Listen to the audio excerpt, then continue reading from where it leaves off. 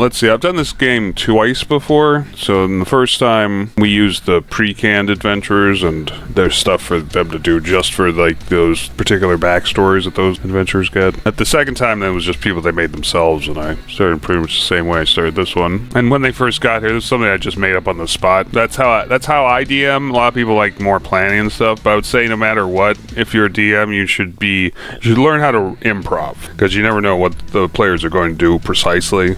And I don't mean improv like they do on Whose Line Is It Anyway, not start cracking a bunch of jokes or something. I just mean that just being able to roll with the punches and kind of like change things up on the fly. So this was kind of just improv into it, but I started saying that, like, I think it was Mumpo, or maybe it's Frub, I don't know, I forget. One of them, I started, like, all the other kobolds were like, he's the chef, and he's the terrible chef, you know. So then one of the, not really a quest, but something that the players started doing in order to earn their keep around here, because there's no money on Dragon's Rest Isle, and Dragon's Rest.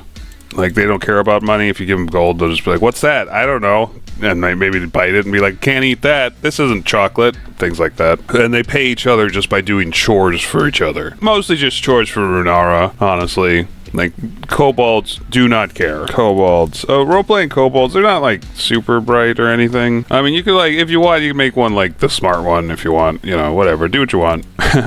But, like, traditionally, they're not, like, super bright. Yeah, their intelligence is 8. That's dumber than goblins. Not to insult goblins or anything, but... goblins are like, they're 10. Their IQ is 10, so I always think of them being like kind of clever, but not like super smart or anything, but still like they can like pull things off that are unique or special. You know, they could like they would be able to think like, hey, maybe you should go on the other side and then we can do a flanking maneuver or things like that. You know, they can communicate with each other, but they're also very cowardly, and that's kind of the coward. Well, I'll talk about goblins later. There's no goblins in this adventure. Forget it.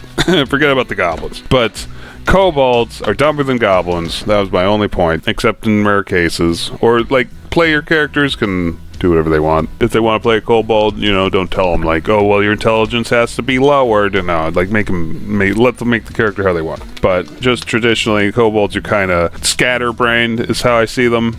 Probably don't think too much before they act. They're maybe in between being civilized and just being animalistic in a few ways.